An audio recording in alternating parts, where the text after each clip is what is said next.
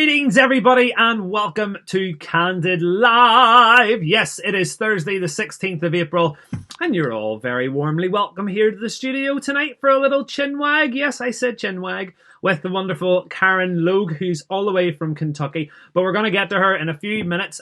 First of all, it's great to see you guys here. During the show, you can comment at any point. Just make sure that you stick it below in the comments. Taylor Clements, first one on every show. First one to say a quick hello. Lovely to see you as well. As the show goes on, please do comment in below and see if you have any questions for our guest as the show goes along. It was a beautiful day here in Northern Ireland. The sun was shining and my girls were outside running around like headless chickens. And we were doing some work this afternoon, yes. We had a couple of guitar lessons and things like that. But also I was setting the van up for what's called the Van Jam. But I'm going to tell you more about that a little bit later on. Also, this week, I want to give a wee shout out to Ian Carton, who came to my rescue from the Whitehead Presbyterian Church. I have a wee guitar or a drum student called Sienna, and she was practicing on her practice pads, but they're a bit small for her and stuff, and she was really struggling to do her 4-beat rhythms and things. So Ian came to my rescue because I asked if anybody had a spare drum kit that they could lend her. So I had to go all the way to Whitehead, pick it up, take it to her house, install it, and the wee girl is buzzing, absolutely loving life. I have just seen a little comment come through there from Jan. Hello, Jan. All the way from Danville, Kentucky. Oh, hello there. You're very, very welcome to Candid Live tonight. I'm not sure if this is your first time on the show or not, but it's great that you're here and sending me love hearts. Right, tonight we are raising money. As you may have seen last week, we had a different charity. We had the Northern Ireland's Children's Hospice. We raised £200 for them. And this week we have Age NI, just right here. That is our designated charity of choice. And if you were watching the show on Tuesday, my apologies, because we got kicked off. Yes, I know, drama. We got kicked off because the music that we were using, or the video that we used from Age NI, had a slight copyright in behind it we didn't realise about. So Facebook did what it did best and kicked us off, which is fine. So hopefully that doesn't happen again, because that would be nuts. So we're not going to show that video tonight, but pretty much Age NI, they work with people who are elderly and basically who need a wee bit of extra love. Maybe they're by themselves and don't have any other family there to kind of keep an eye on them or anything like that. It's a very important charity, so if you can, please donate. During the show, I will be posting up the URL into the comments that you'll be able to click on. Or if you could just use this wee QR code, just scan it and bada boom, bada bing. You'll be able to go straight to the PayPal account to make that donation.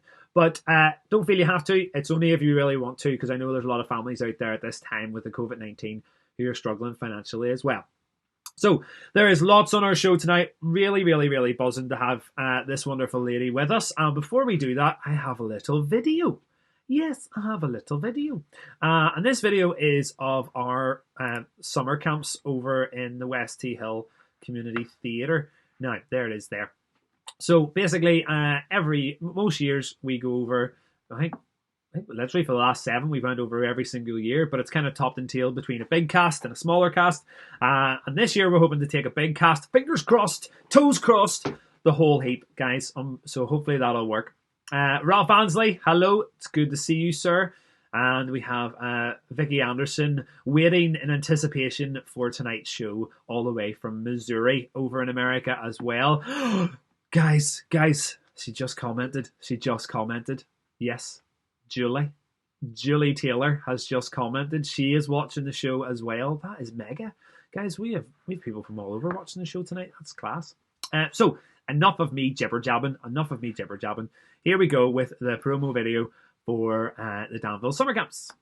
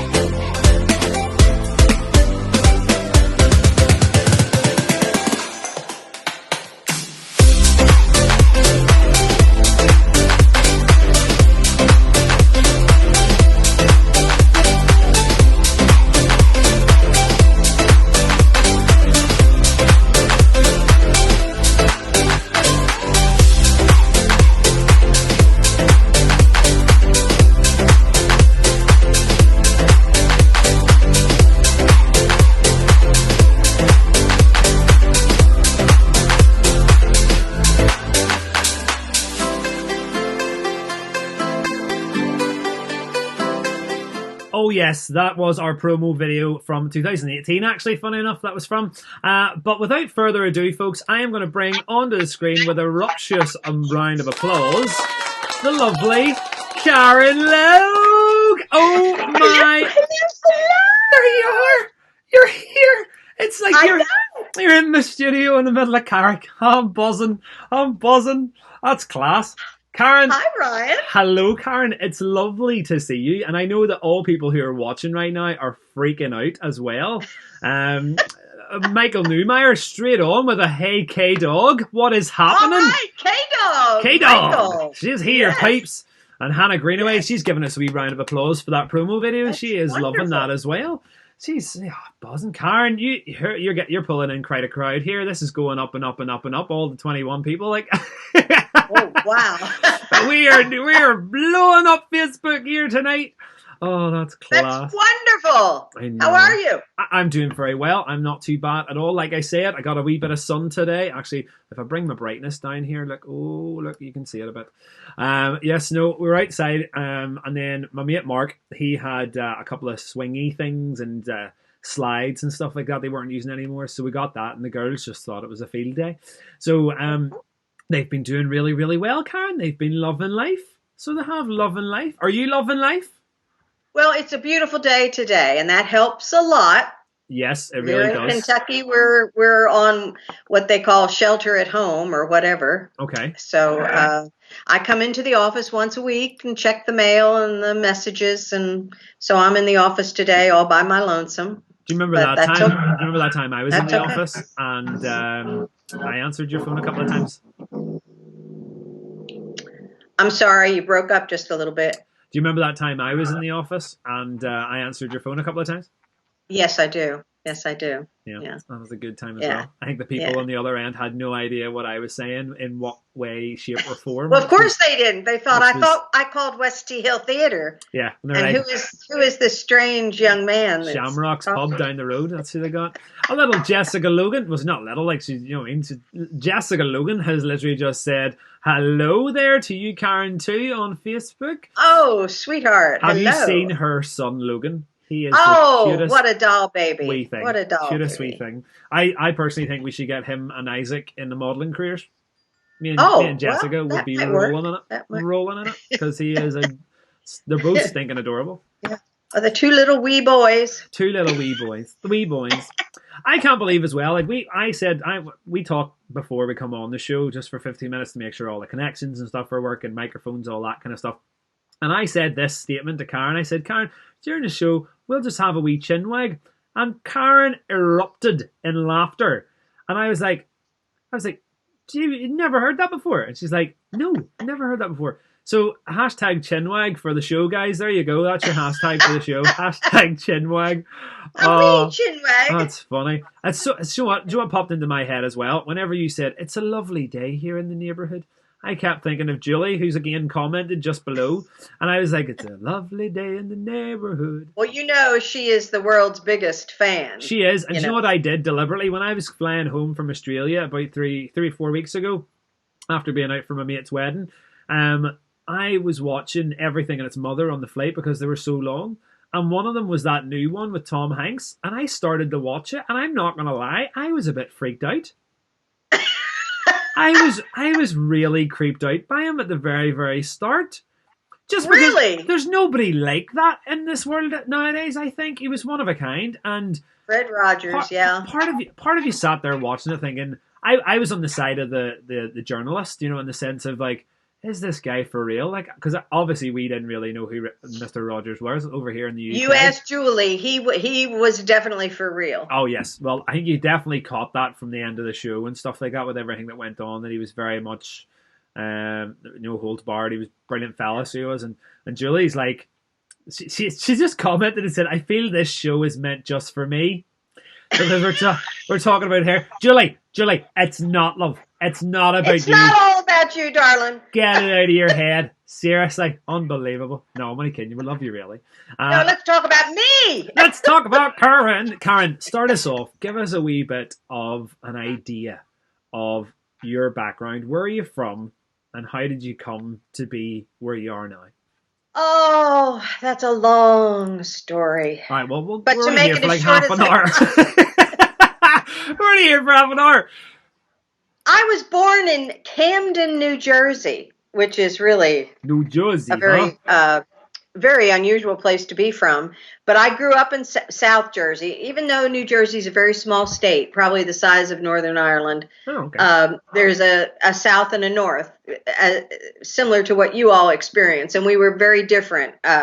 We were from the south, from the beach, from where they grew a lot of vegetables, Oh, truck lovely. farms, and I grew up at a wonderful time in our nation's history and had a good education. And then when I got ready to go to school, my grandmother, who was raising me, turned to our pastor at church Right. for advice. And he had been in Kentucky to a seminary, Asbury Seminary in Wilmore, Kentucky.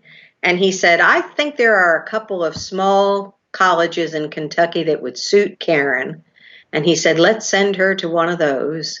And they sent me to Union College in Barberville, Kentucky, Did you have where a I met Did you have a say in the met, matter? Did you? yes, where I met my husband, who was a Junction City boy right outside of Danville, and the rest is history. Yes. We married and raised our children here, and I have been here for 48 years. Okay. Yes. So how long before you're never a native. People still think I'm a Yankee. Yeah. So, well, yeah, I kind of think you're still a Yankee as well, but that's just because you're yeah. American. You know what I mean? It's one of those ones that kind of go. I mean, I can pick out. I can pick up the Southern accent if I need to. Right. Sort of doing like a show depends on what crowd I'm in. Right. Just okay. like I'm trying to learn to talk like you. I would it's amazing. I'd love to hear an Irish accent. Go for it. Well, Northern Irish is quite hard. I'm not going to lie.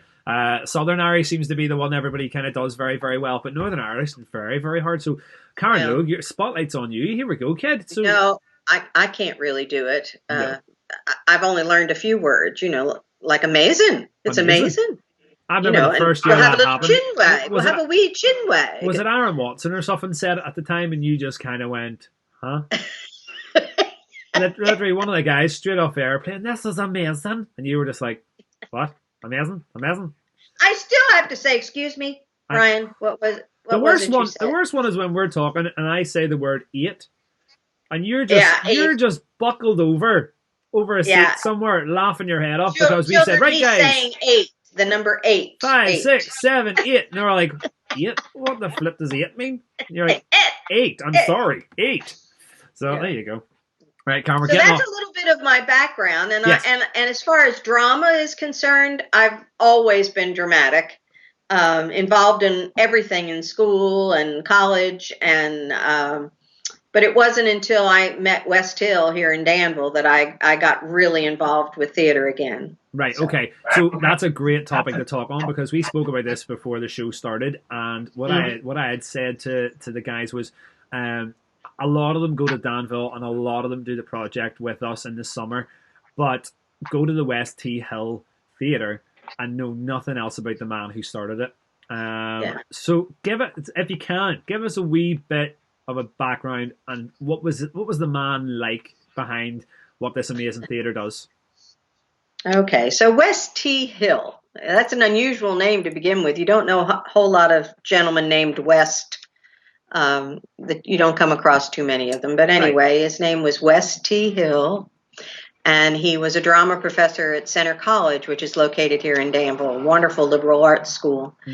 And he retired, and he and his wife wondered whether or not Danville would sustain and be in need of a community theater.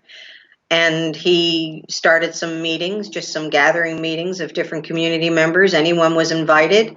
And sure enough, there was a big interest. So they pursued it. They started, originally we were the Danville-Boyle County because our county is Boyle. And it was the Danville-Boyle County Community Theater. And we were under the auspices of the Recreation Department 40 years ago. And as time went on, West taught so many of us so much about theater and stage work and drama, and backstage work and held seminars and directed many, many shows the first couple of years. And we put them on anywhere we could find that would have us. We performed shows in City Hall, in the courthouses, in churches. And then Center gave us a small area of one of their buildings, and we painted it black and called it the Black Box Theater. And for about 10 years, we produced many, many shows in there, most of which West directed. He was incredible. He knew what he was doing. He was an excellent director. He was quite stern. Mm-hmm. And his wife, Dorothy Bell, was just the opposite. She was darling and kind, and anytime he would upset any of us actors, she would call us later and apologize for him. Oh, right, okay.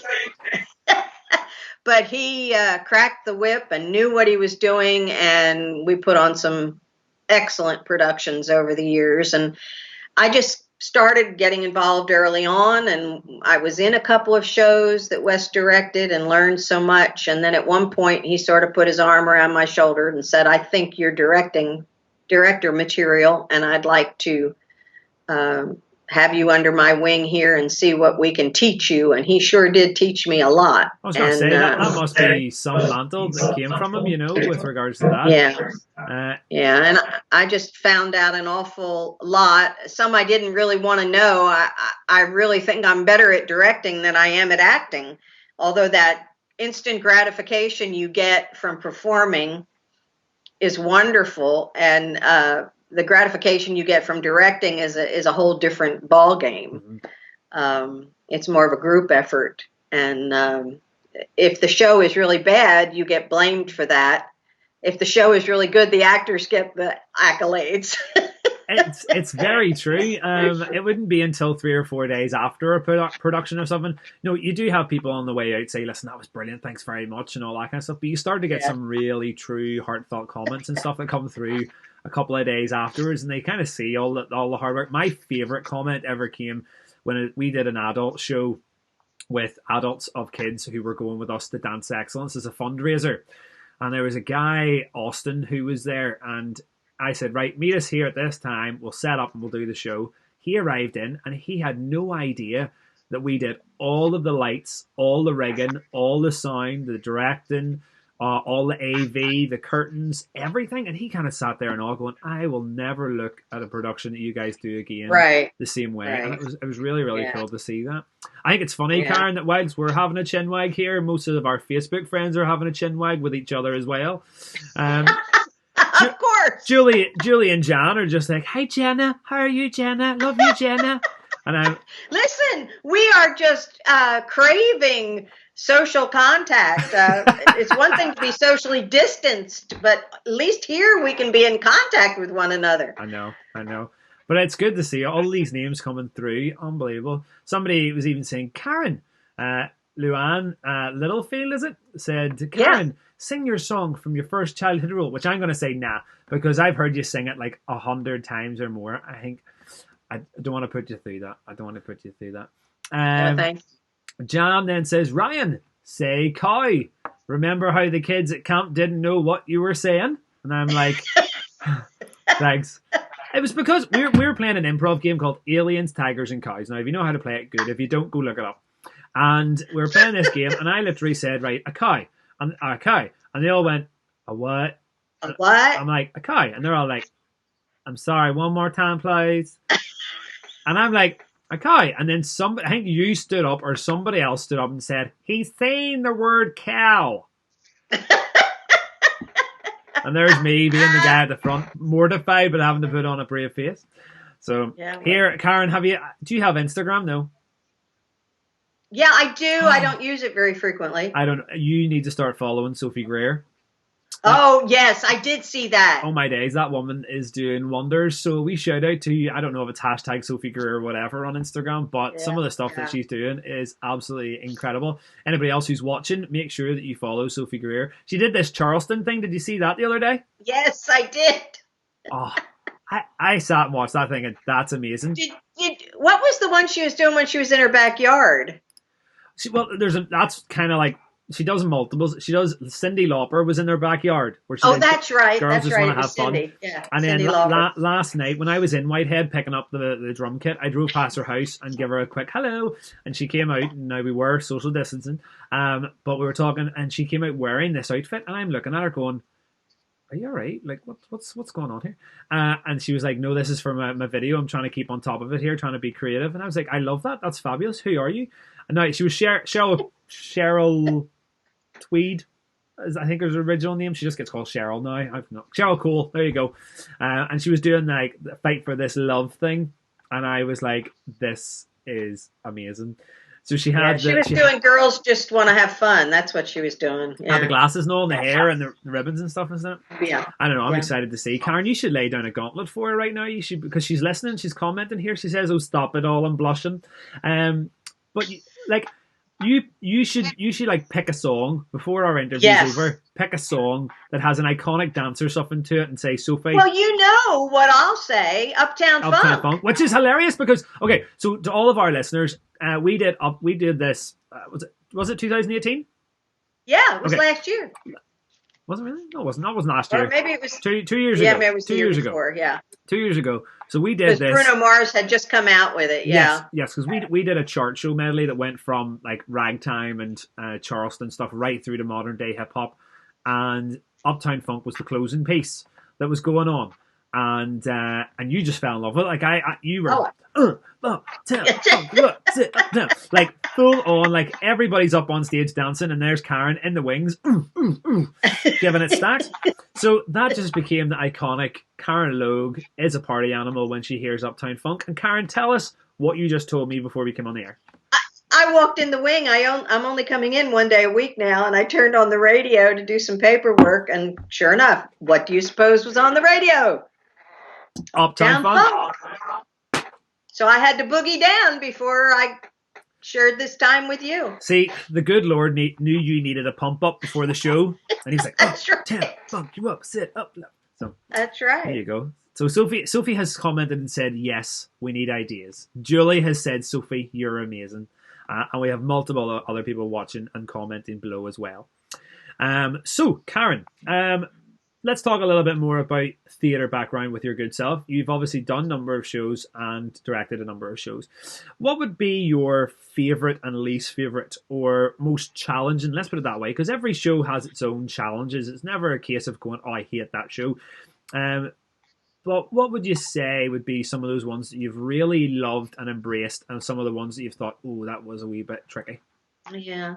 Well, and there's so many categories because I have directed dramas, I've directed comedies, and I've directed musicals. Mm-hmm. And I've directed the junior musicals with the kids, and I've directed straight musicals with adults, and sometimes with adults and kids. And I enjoy them all.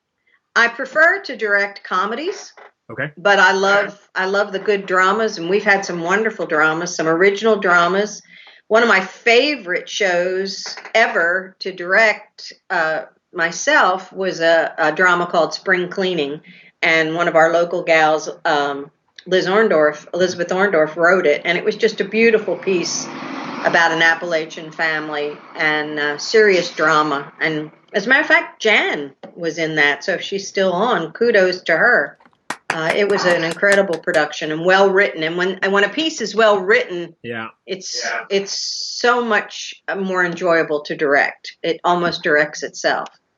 My favorite show ever that I had the most fun with and felt the most satisfied with was the first time we did Fiddler on the Roof.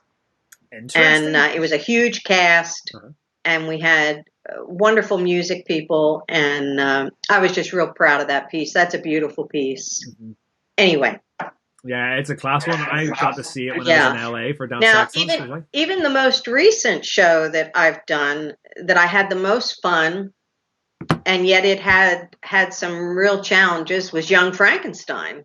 Right, okay. I was extremely pleased with the way that whole production turned out. It was an animal. It was a monster, the whole thing.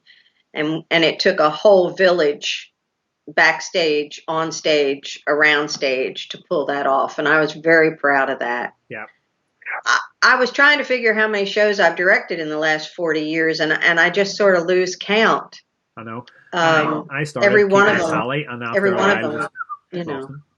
has been incredible. There have been a couple stinkers, and that's nobody's fault, but either mine or the way something was written, or never the actors. We have a beautiful community with a lot of participants, and they're all wonderful.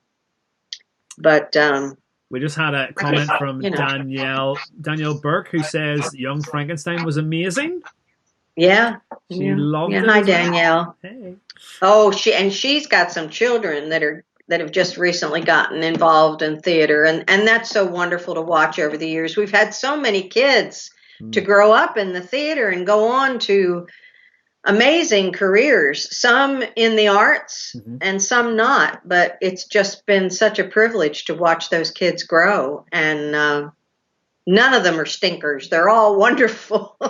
I know it's and have become producing people of society, and I know they're going on to great things. So after 40 years, we've had several generations pass through our theater. So I know there's something really warming about whenever you've taught somebody stuff in the arts and you've passed that on. Like, you get to a stage where you feel like you've learned so much and you now just want to give back. I think we covered this last week when for Spider and Abby were on as well, and we spoke about the fact that you get to a stage where you just want to start passing on knowledge from what you've learned from others to make sure that that knowledge continues on. So I know that a lot of stuff that you've learned from West now is instilled in me, because there's elements of ways that you've worked or your personality kind of shone through that I kind of taken on board with some of the things that I do, And I think that's really important for a lot of people out there in the industry, is make sure that you still leave those wee legacies with people and passing things on. It's vitally important. Oh, absolutely. Absolutely. So, Karen, obviously COVID-19 has hit the world. Our classes have had to stop. We've had to cancel shows and things like that as well here with Uplift. But what about you guys over there in Danville? What's the crack? It's just about the same. We had to go dark our second week of Death of a Salesman, a wonderful drama. We did get to perform it the very first week when this thing was beginning to hit. Okay. And they were starting to ask us to shelter in place. And so we had to make a very hard decision to cancel the second weekend. And we were supposed to have another show, a spring comedy. Savannah Sipping Society was supposed to audition and be going up soon, and that's not going to happen. And now we're concerned about our summer show, Singing in the Rain. Right. We were supposed to audition that in early May, and we're just sort of waiting, like everybody else is, for the governments to tell us exactly what the limitations are going to be. We certainly want our patrons and our audiences to be safe. We don't want to make any decisions that would compromise health.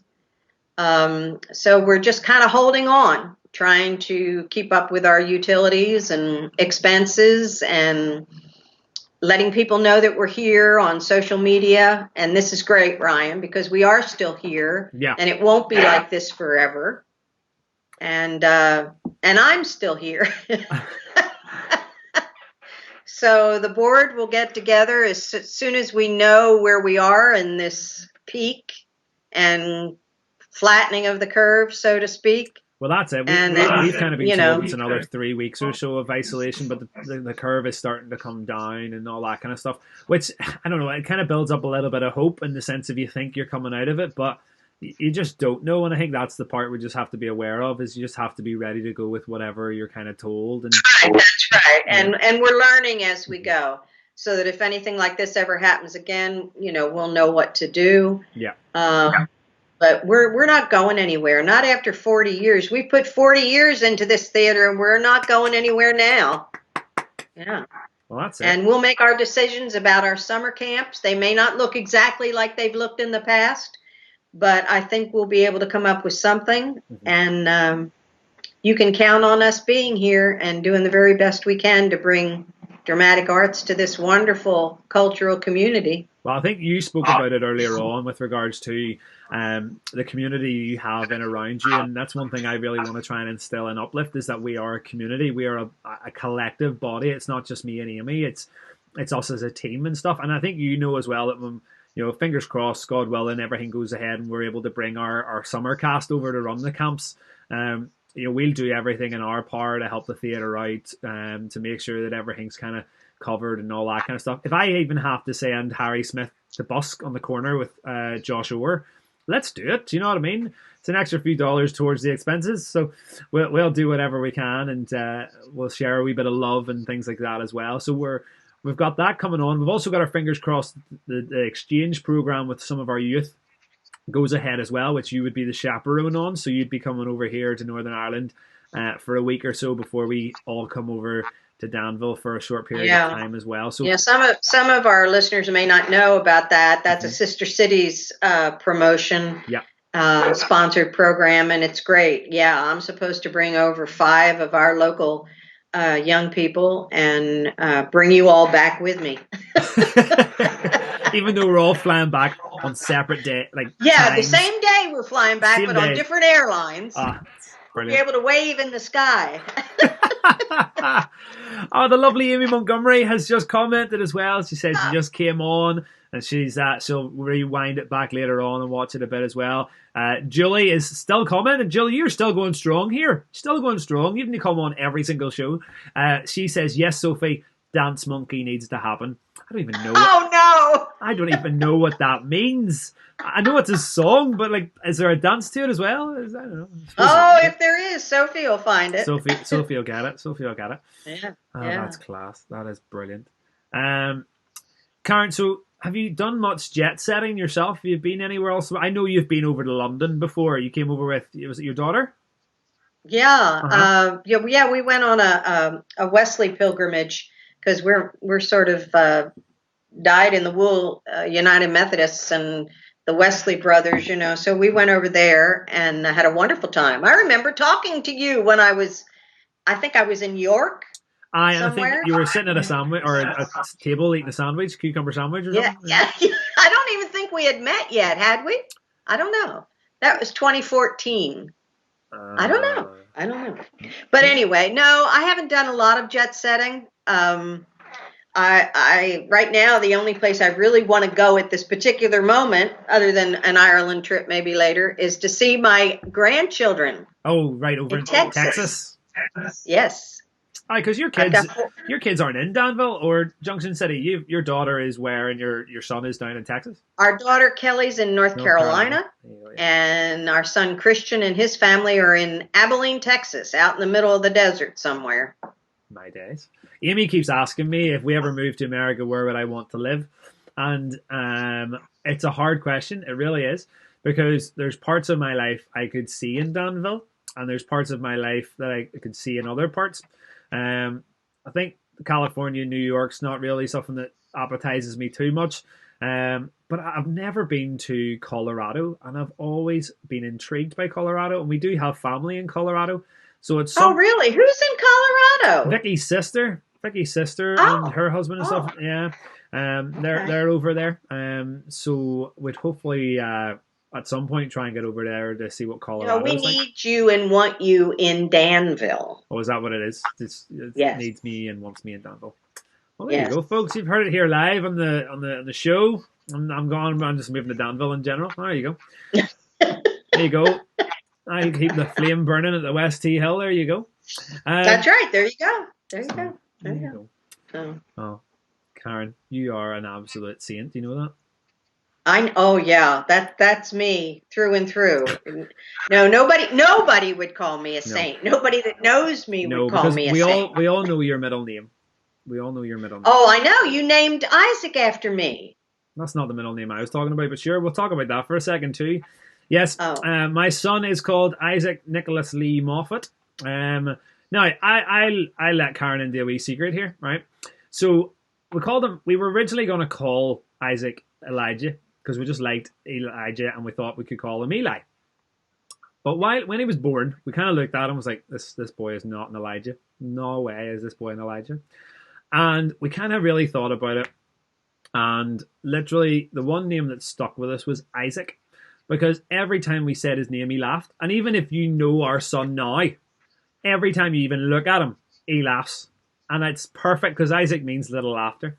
So That's right. So we're stuck with that. Then, obviously, on the day he was born was the same day Nicole Taylor, now called McIntyre, was being born, or not being born in my days. She was getting married on the same day he was born. So Amy was supposed to be a bridesmaid and went into labour as she was getting all of her hair and makeup done, and arrived up to the ward looking all glamorous and all that kind of stuff. So Nicholas was named after Nicole, right? Okay. Then we got to the Moffett and we thought, well, Lydia has 4 names, Lila has 4 names, Isaac needs to have 4 names. So then we started thinking, right, we've never named him against any other men in our family. And we were going through Edwin, my dad, which is a great name. And then we went through Gerald as well, which is Amy's sister, or Amy's dad. And literally going through them, we're thinking, I don't really want to go with Edwin or Leroy or whatever. So then I was thinking, I was like, well, hold on, Lee. Like, Karen's middle name's Lee. She's a bit of an influencer. But we're gonna maybe say we'll go with Lee as well, because Lee would then link in with Leroy. So You're lying. So that's how it all worked, Karen. Because then I literally phoned you and was talking to you, and then we told you the name, and you were in tears. You were floods. You are full of baloney. Well, there you go. But yeah, that's it. No, I was talking about your other middle name, Karen Painkiller Logan, or Logue. Oh, now. So now. That's just because I'm a pain in her bum. That's sort of a private joke. Right, the okay. Painkiller. We'll keep yeah. not thinking of it. That's for another interview at another day. So it is. That's for another interview at another day. Well, Karen, no more comments or questions or queries coming through. They know everything about me. I'm an open book. That's brilliant. My wife has just said, yes, please. I don't know what she's saying yes, please to. She's come on. And Vicky Anderson says, only 6 hours drive of a visit. So she'd be up for me moving to Danville. Leanne Kale says, Danville's a bit further on a Saturday morning for classes. So that's not going to work. Yeah. And is it Gail Owens? Gail. She's one of my dear friends. Well, she's one watching as well. So there you go. Yeah. So, and then Vicky actually said, I thought her nickname was Karen, suck it up, Logue. Oh, that true. That too. Yes. That could be part of it as well. Yeah, that's a great story. The suck it up stuff? That's what we do with the kids here. You know, if they complain or having a problem, or it's just suck it up. I mean, you know, we got to get through this, boys and girls. Longer rehearsals than normal, guys. Just like this COVID-19, people, suck it up. You've all lived through that. You'll get through rehearsals. It's okay, folks. It's okay. Right. That's right. Kristen Long has also just commented. Her husband, Brandon, was over Kristen. last year. Or was it 2 years ago? All right. Maybe he was over doing the exchange program kind of thing. So, yes, Brandon and Kristen. Yeah. Who do some fabulous artwork around your place. So if you ever Brandon is incredible. Okay, so when we go to Danville, I was talking earlier about being in New York. I love the city. Very hustle bustle, brilliant. Go to LA, very cool, calm, collected. You've got the beaches, everybody's really relaxed. But for me, whenever people talk about real hardy America places to go, I love when we get to take a cast to Danville, because it is such a beautiful part of America. The architecture, the people, the heritage, but also in Danville, your art is like, it's world renowned. It's incredible, even the glass blowing and all that kind of stuff.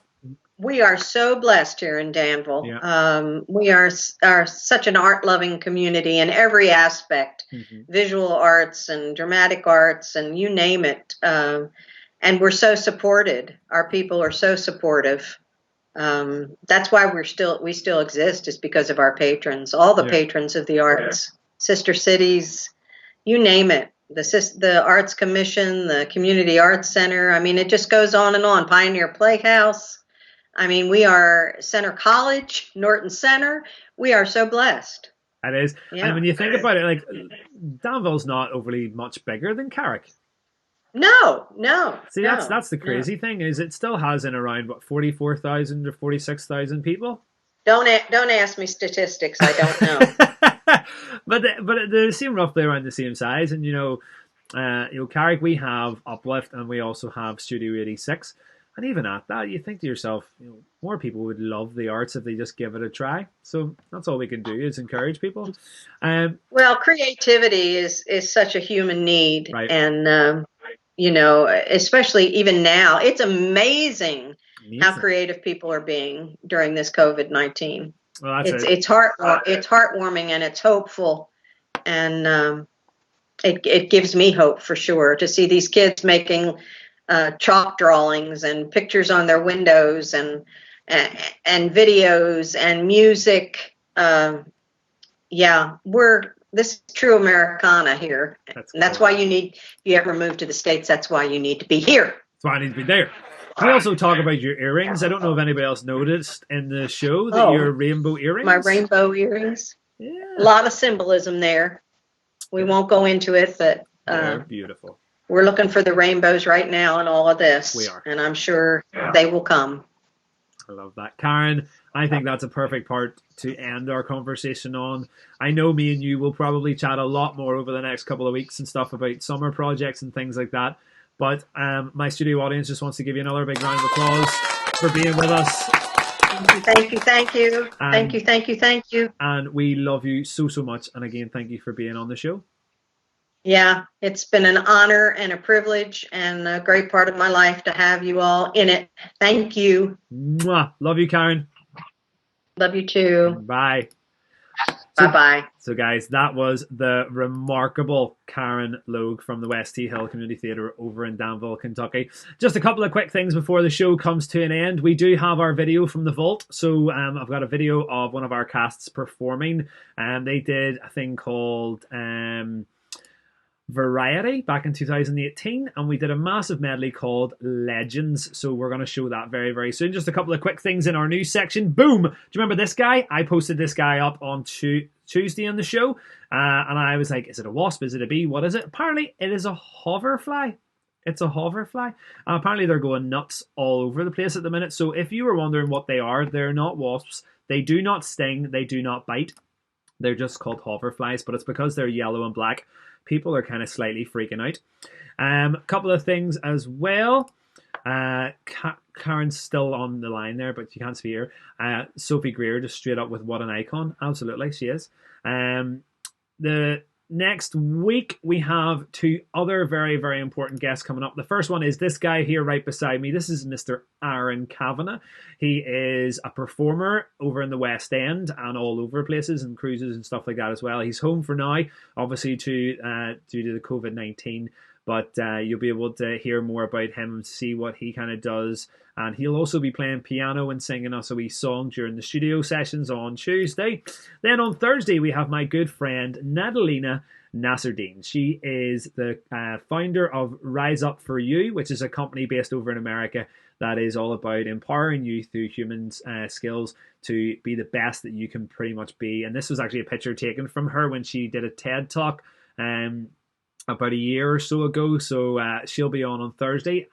Has some real and powerful things to say, and it's one of those people who just oozes confidence, but also tons of encouraging things to say that actually makes sense. So do come along next week on Tuesday and Thursday for that. That's bound to be epic. Now, let's go to our video. So here we go from the video from the vault. This is our cast performing at the Theatre at the Mill doing Legends. Starting off with Mr. Josh Orr.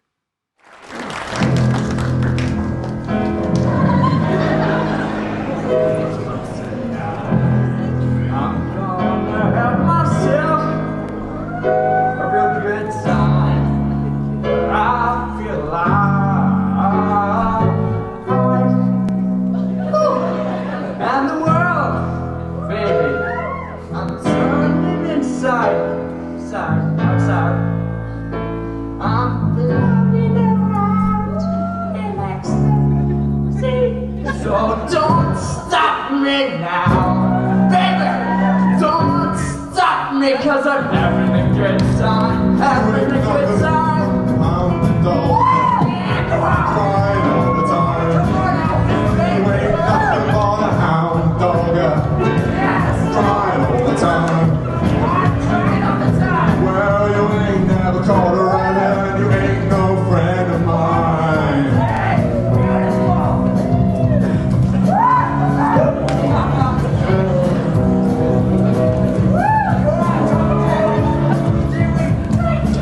not unusual to be loved by anyone. It's not unusual to have fun with anyone. But when I see you hanging around with anyone, it's not unusual to see me cry. I wanna die.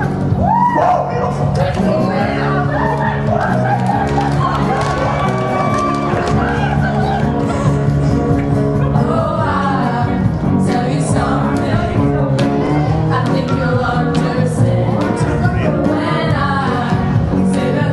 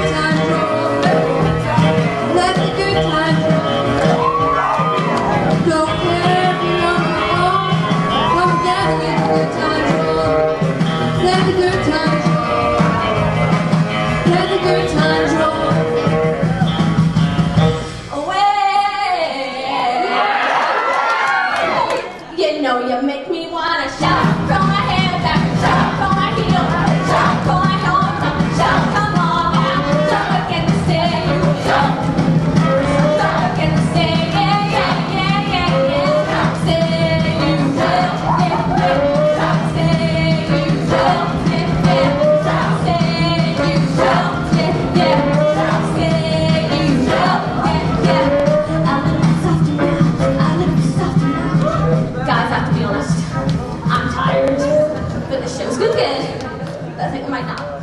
It's okay. What's up? Little loud now. Loud now.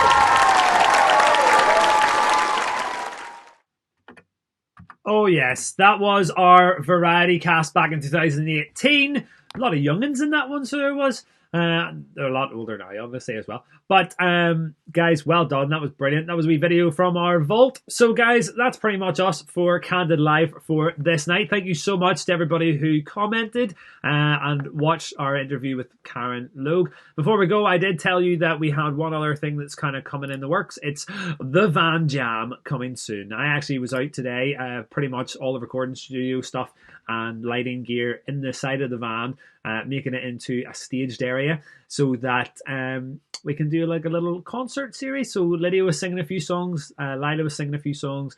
I was singing My Lighthouse, this is a song I'd sing at church, and literally one of the neighbours from 2 streets away could still hear me. So she had commented earlier on, and she was like, were you singing My Lighthouse from their back garden? I was like, yeah, that was me. So that'll be on it, plus many, many more. We're going to do some more videos and stuff tomorrow about that, and then put that concert up at some point. It's just a bit of fun. And then actually when I was talking to Sophie about it, I was like, mate, this could be a thing where we can just fill the van with the sound gear, arrive up to somebody's house and just tell them to sing a few songs and stuff like that. But not right now, obviously, with the whole social distancing and things. You can't really do that. But guys, thank you so much for joining me on Candid Live. Please do continue to leave comments. Please continue to share and like these posts. And we will see you all on Tuesday. Good night and God bless.